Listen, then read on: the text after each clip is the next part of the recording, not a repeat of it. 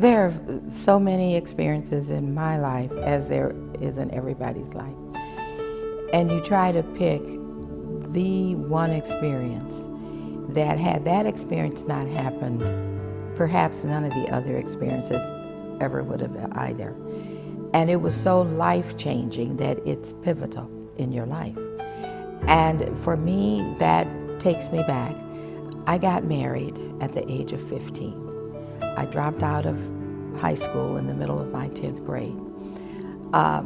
My father, when I went to him and told him that I wanted to get married, he cried. He had I was the oldest of 6 kids. He had so many hopes for me, so many dreams for me. And so he cried, and he told me about all the horrible things that he thought might happen to me, but I didn't listen.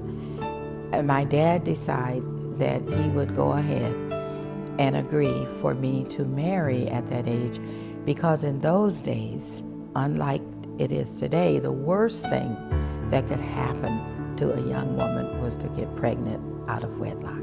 I never will forget. He cried all through the wedding. It was a civil ceremony, and my father is sitting there crying. Everything that he said was going to happen, happened, and then even more than he could have imagined. The abuse, both verbal and physical, the womanizing, the humiliation, the depression, everything that he said was going to happen happened. And it happened much sooner than he thought it was going to happen.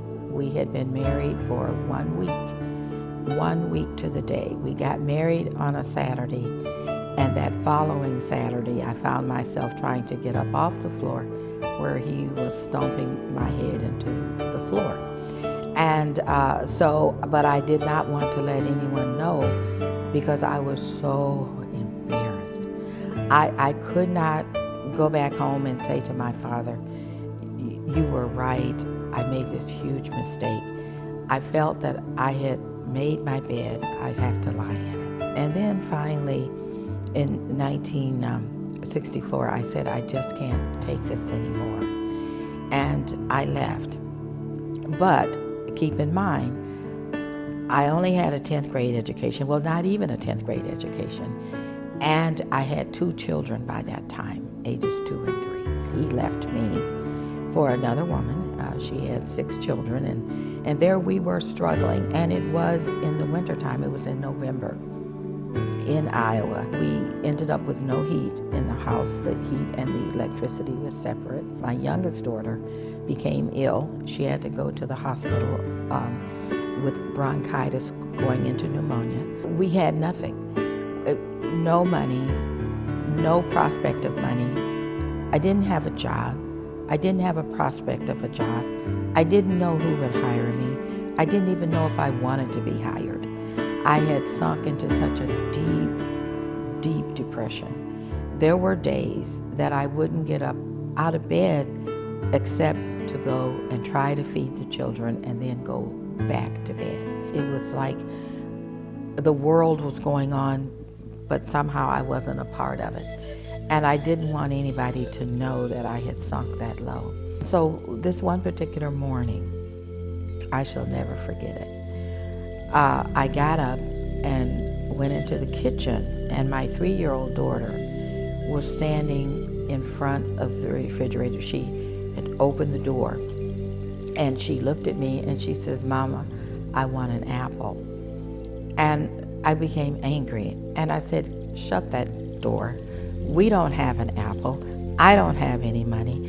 I don't even know where I'm going to get money to get an apple." She looked up at me with tears rolling down her face, and there was just something about her body. It was like she was so dejected.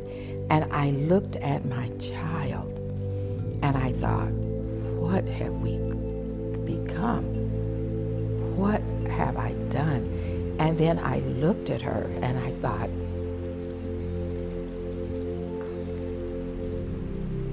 she deserves better than this.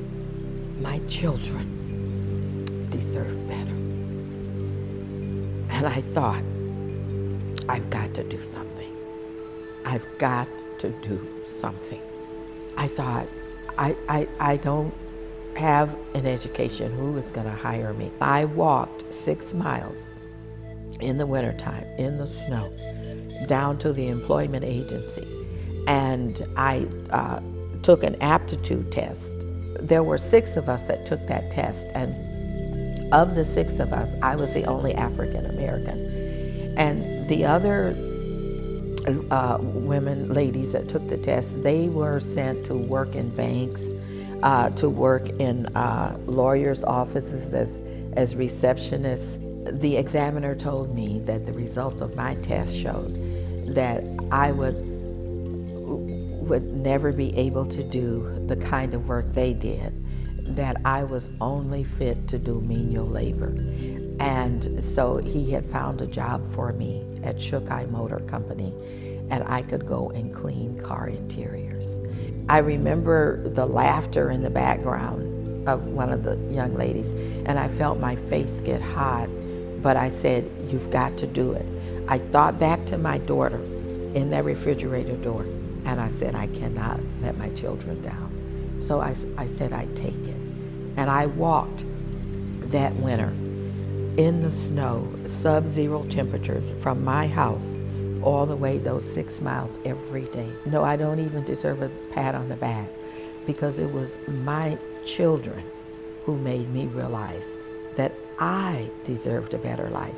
At first, it wasn't even about me, it was about them. And I was able to incorporate that in my spirit.